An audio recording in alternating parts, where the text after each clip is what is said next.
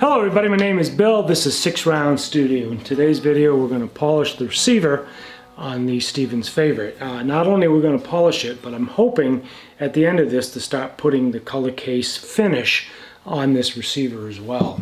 So let's go ahead and get started on that. Now you see we've already started putting finish on the buttstock. We've put the wash coat on, we've put the color coat on, and now we're currently putting the finish coats on. Now we'll build that up coat after coat over the next several days. And I'll show you that a little bit further down the road when we get in and start doing the rub outs, and I'll show you that. Today what I want to do is get this receiver polished. And hopefully before this video is done, I also want to start putting that faux color case on it as well. Now we're starting out with 100 grit paper, and the idea is the 100 grit is going to help sort of get all the sanding strokes going in one direction. That is the goal in all of this. Take out any kind of dings or anything in the metal. There's not a lot. This is actually in really good shape. As in all of my polishing videos, we start out with a little WD-40, a little bit of oil.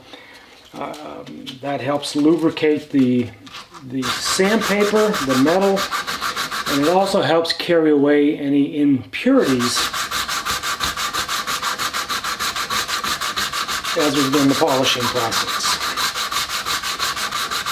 Now we want the strokes to go front to back, and we want to try to make full-length strokes if we can, because we don't want to leave any swirl marks from the sandpaper as we change directions. And as I said, the metal is in really good shape, so I'm not going to have to do a whole lot of that with 100 grit.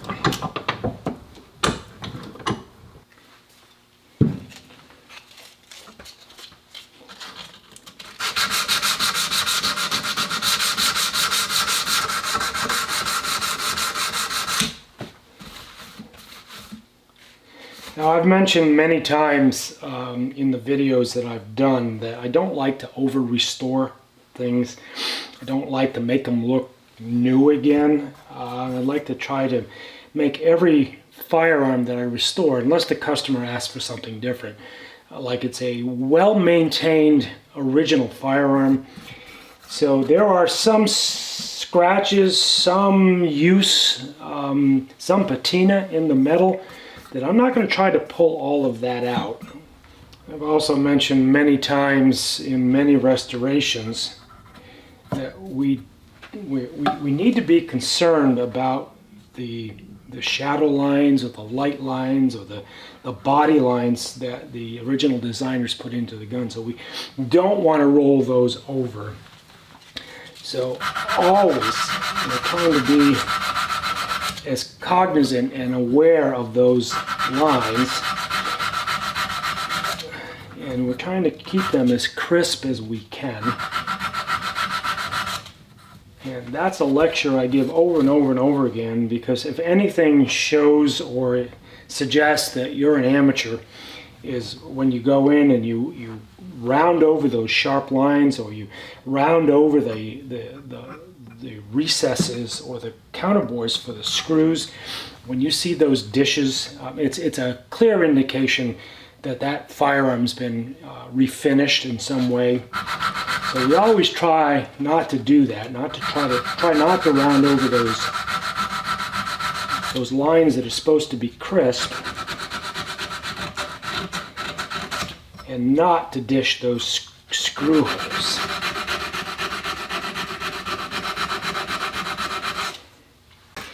Alright, I'm going to sand this all down with 100 grit. When I'm done with 100 grit, I'll take some close-ups of this, and then I'll bring you back and I'll show you or talk about when we go into the finer grits of sandpaper in order to get this polish up where it needs to be. So we're done polishing this with 100 grit, and as I've said several times, I don't like to over polish or over restore. So we've got all the sanding marks or polishing marks going in the same direction. But you can see here, I'm leaving in at least some of the story, some of the originality of this thing. I could over polish this. I could take this right down to bright steel, and I'm not sure I want to do that. I'm not sure I ever want to do that in a restoration. You'll notice that right up here in this corner, there's a little bit of a ding. There's a little bit of a ding back here. And I'm going to leave that. I could take it all out, but I'm not sure that again, by over restoring it, there's a little bit of a scratch right there. So I have all the 100 grit scratch lines going in the same direction, and I'm happy with that. One of the things that amazes me, this gun was built in the early 20th century, and I'm always amazed really at how raw some of the machining was left, and you can see that in the side of these tangs. The idea is it's never going to be seen, so why spend the time at it? And you can see that here. I hear a lot of people complain today about modern manufacturing, modern firearms manufacturers, how they leave raw edges. And the fact is that's not new. These gun manufacturers did this back in the day as well. So it's just, for instance, here you can see the turning marks that they left when they machined that end. So again, this idea that you can very quickly over restore, there's another little bit of a ding right there. You can over restore these things by making them more perfect than they were when they came out of the factory. And again, I don't want to do that. Let's leave that history. Let's leave that story behind. All right, let's go ahead and polish this up now with the finer grits of paper. I've talked about this in other videos when I do polishing, that you use whatever tool is necessary. For instance, I have this plastic PVC pipe that I use for getting into certain radiuses, and I try to match the size of the pipe to the size of the radius as closely as I can. And I have larger dowels as well. Smaller dowels, so we try to match the size of the tool to the surface that we're using. We're going to go to the 180 grit. So we did the 100. We're going to go down to the 180. At this point, because we're going to do that faux color case, I don't know how deep I'm going to go with the polish. I'm not sure about that yet. I'm thinking I end at the 180, but I may go down to 220. But it's going to be the same technique, guys. We're going to use the oil.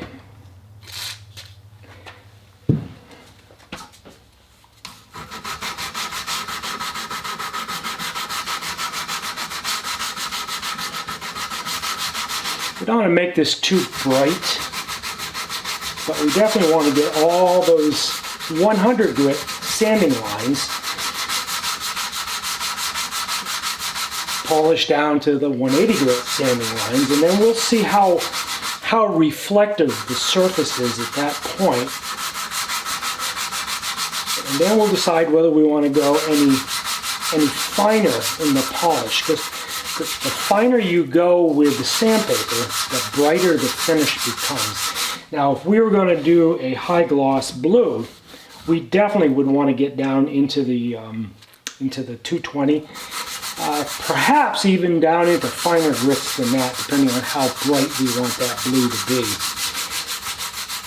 When we get to the barrel, when we actually polish and blue the barrel, we're going to do the color case here, but we're going to do bluing on the barrel. We may get into a little bit finer polishing on the barrel, so that we can bring that gloss up or bring that shine up on that barrel.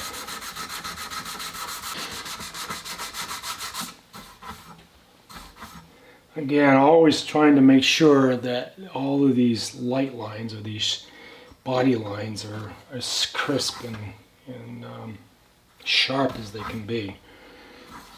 That really does define the look of the firearm when it's done. It really does give it that classic appearance that a lot of these softer, more modern guns don't have.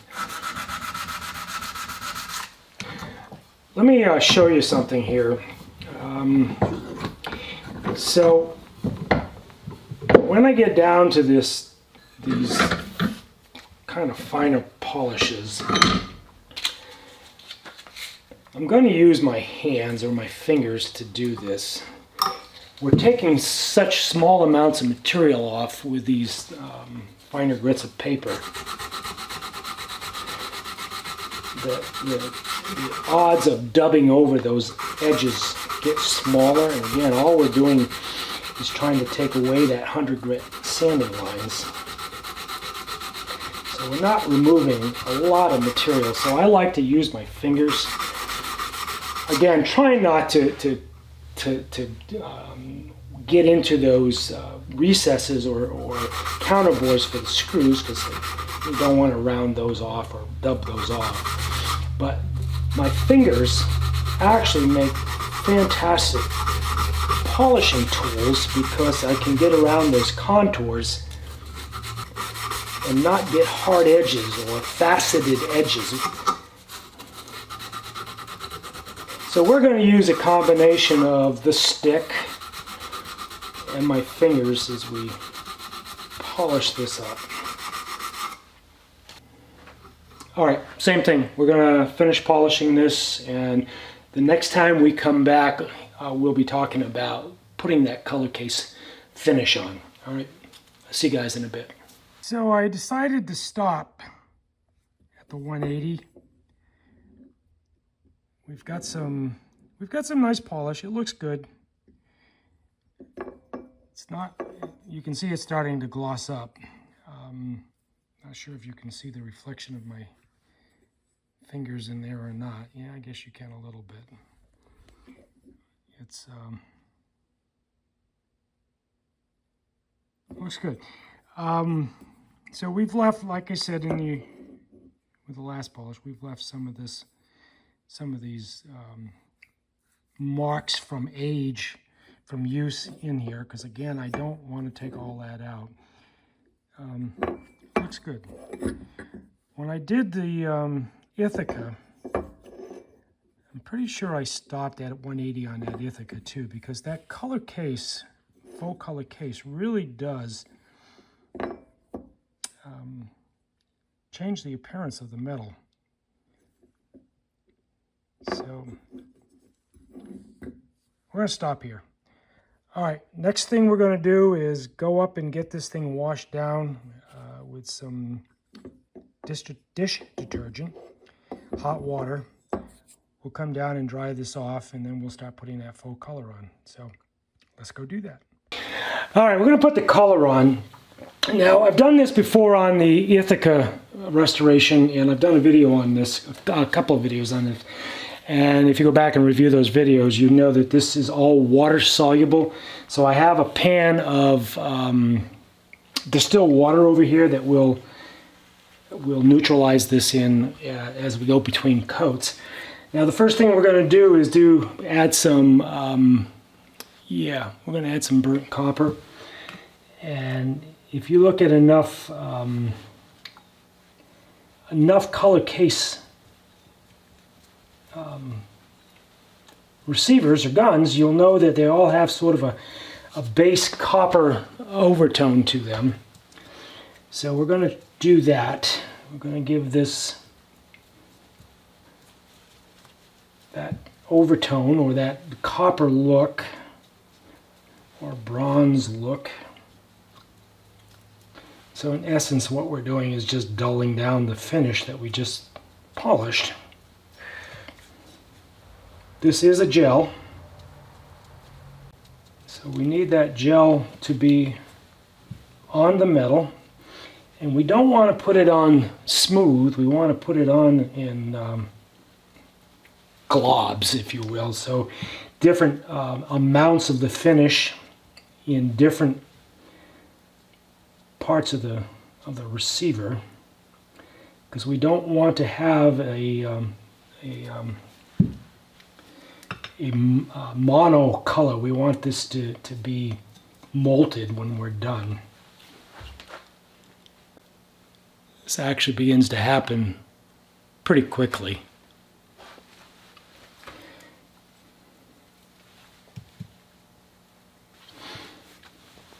And we'll let that set until the color begins to look like what we want that color to be. We don't want to leave it too long, but we'll leave it 3, 4, 5 minutes, I think. All right, so let's put this in the water.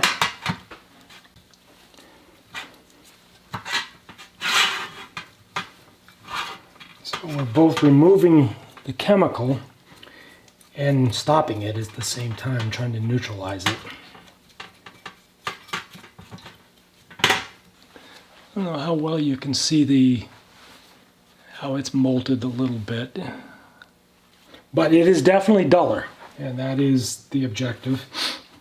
So the next color we're going to put on is bronze, so we'll get the bronze on. Boy, is that bronze. Holy moly. That is copper.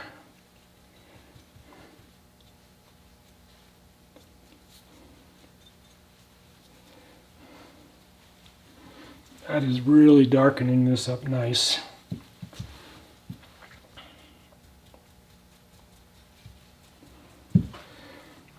Alright, we're going to let that sit for 3, 4, 5 minutes. Alright, in the water. And the last color we're going to put on is Blue Halo. It's a much thinner gel, but this is the one that from the Ithaca project really brought out the color case appearance. So let's see how this works.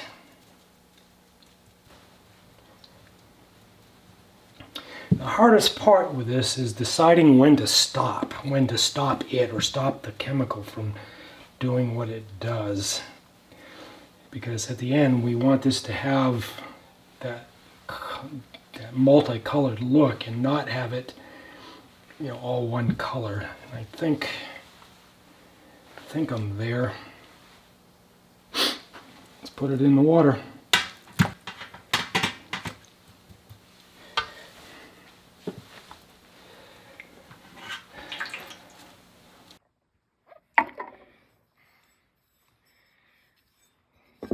Alright, I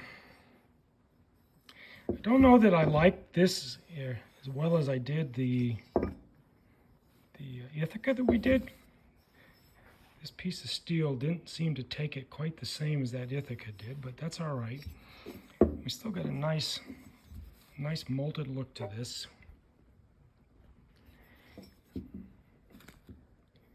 And what I'll do is at the end of this, I'll get this oil wiped off. And I'll get some close-ups and I'll show you the close-ups. I'm pretty convinced at this point that the 180 grit was the place to stop. I'm not sure that going any finer would have helped at all. As a matter of fact, I'm pretty sure it probably would have hurt. That coloring really does hide everything. It really does enhance this. All right, let's get this video done and I will show you those close-ups. All right, so we have the receiver polished and color case finished. It is stunning, it is beautiful. It's going to make a really nice restoration when this thing is all done. As I said, stay to the end and I'll show you some close-ups of this. It really did come out really nice. All right, guys, if you enjoyed this, please give it a thumbs up. Subscribe to the channel if you haven't already. Consider heading over to my Patreon page, signing up for the special videos that I've got coming up just for my patrons, having to do with that Model 73. That'll be fun for me to produce for you guys. Thanks for watching, and I will see you guys in the next video.